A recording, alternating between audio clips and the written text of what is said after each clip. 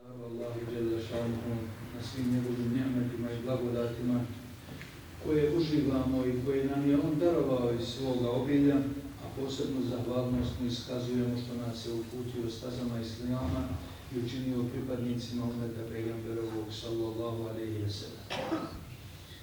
Neka su najpotpuniji blagoslovi i salami na posljednjeg Allahova poslanika Muhammeda sallallahu alejhi ve sellem, njegovu časnu porodicu, ashabe i sve muslimane i muslimanke koji slijede na putu Islama do sudnjeg dana.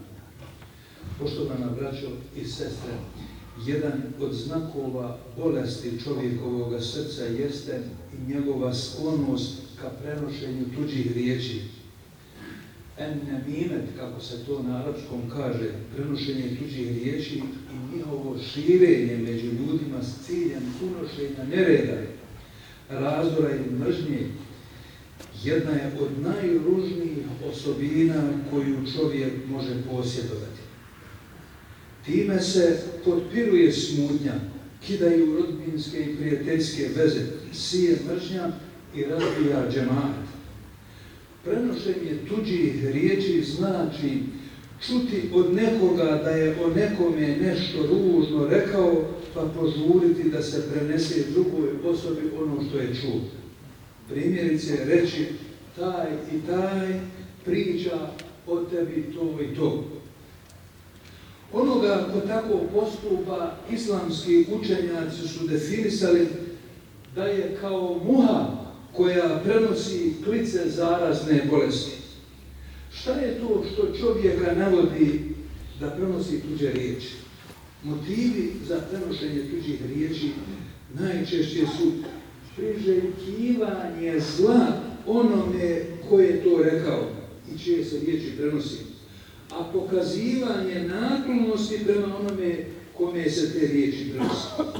Dodatni motiv može biti i radoznalost i uživanje u pričanju i zadiranju u ono što te se ne tiče, o čemu smo prošle hudbe govorili. Ova pojava spomenuta je u Kur'anu časnom i u brojnim hadisima Allahova poslanika Muhammeda sallallahu alejhi ve sellem.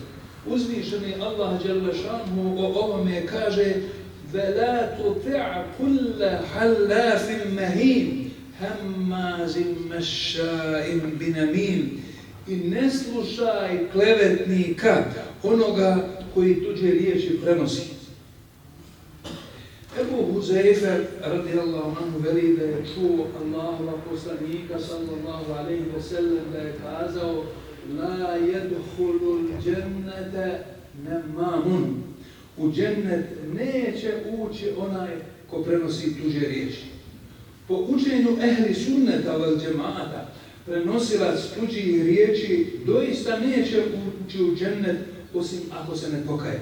Ako se pokaje i susregne od ovog pokuđenog djela, bit će mu oprošteno shodno riječima uzvišnog Allaha dželle šanuhu iz sure Al-Araf, a oni koji hrđava djela rade pa se pokaju i vjernici postanu, gospodar tvoj će poslije toga sigurno oprostiti i samilostan biti. Stoga nema sumnje, poštovana braćo i sestre, da se prenošenje tuđih riječi ubraja u velike grijehe, a onaj koji prenosi smatra se jednim od najloših ljudi. Od Abdullaha bin Abbasa radijallahu anhuma prenosi se predaje da je vjerovjesnik sallallahu alejhi ve sellem jedne prilike prolazio pored dva kabura, pa je rekao: ova dvojica se sada kažnjavaju, a ne kažnjavaju se zbog naizgled velikih grijeha. Pa je poslanik onda rekao: jedan se nije čuvao od mokraće, a drugi je prenosio tuđe riječi. To znači, kažnjavaju se još u kaburu zato što su ove grijehe smatrali minornim, odnosno nisu ih smatrali velikim.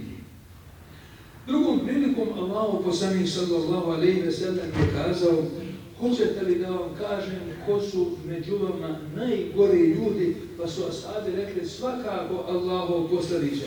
A on je kazao: oni koji prenose tuđe riječi, koji voljene rastavljaju i koji nedužne, čiste ljude i žene potvaraju. Vjernik musliman ne smije ostati ravnodušan na riječi koje se prenose o drugome. Ako do njega dospije prenošenje, trebalo bi da reaguje i postupi na sljedeći način. Prvo, da ne povjeruje onome koji ih prenosi. Drugo, spriječiti onoga ko to čini. Treće, da ga prezre u ime Allaha uzvišenog, jer vjernik ne smije ostati ravnodušan na ono što srdi milostivog Allaha dželešanu. Četvrto, kako da ne pomisli kako zlo o svome bratu koji je odsutan, a na kojeg se odnose te riječi. To što je čuo ne smije da ga navede, kada upadne u drugi grijeh, a to je uhođenje i traganje za potvrdom rečenom. Dakle, da bi se uvjerio da je to tačno što je čuo ili što prenosi, da on sad uhodi čovjeka, prati, ispituje je li to tačno ili nije tačno i tako dalje. A znamo da je po islamu uhođenje i špijuniranje i praćenje jedan drugoga teški grijeh, teški haram. I šesto, ne pričati nikome o onome što je doprlo do njega, kako na taj način i sam ne bi upao u grijeh i postao klevetnik i prenosilac tuđe riječi. Došao je čovjek jednom učenjaku i rekao mu, taj i taj čovjek o tebi govori ružne riječi, a on mu je na to odgovorio, zar šeitan nije imao nikog drugog poštara da nađe osim tebe?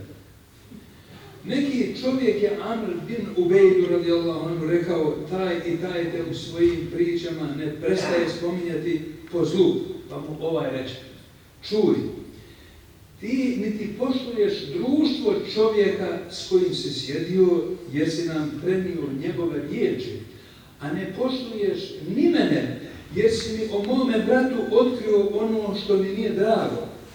Ja znam jedno, da će nam smrt svima doći, da ćemo svi u kabur otići, da ćemo se svi na sudnjem danu sakupiti i da će nam svima uzvišeni Allah dželešanu najpravedniji sudija presuditi.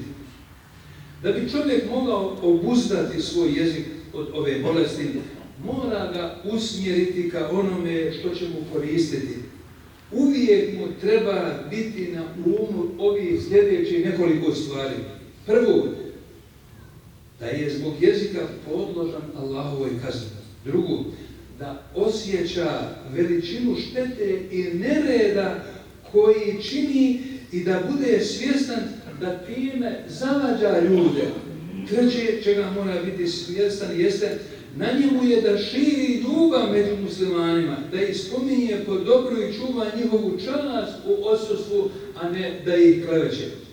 Četvrto, onome ko otkriva mahane drugih ljudi, neka zna sigurno, Allah će otkriti njegove mahane, pa makar u njegovoj kući. Peto, da se sjeća smrti i polaganje računa, jer će sutra na sudnjem danu svi ljudi koji su oštećeni po bilo kom osnovu od nas tražiti svoj hak. Šesto, da za prijatelja uzme onoga koji će ga na dobro pozivati, a odvraćati od zla. Završavajući ovu današnju hutbu, navešću riječi mudrog Hasana Basrije koji je rekao, ko tebi prenosi riječi o drugom, znaj da će ih i drugima prenositi o tebi.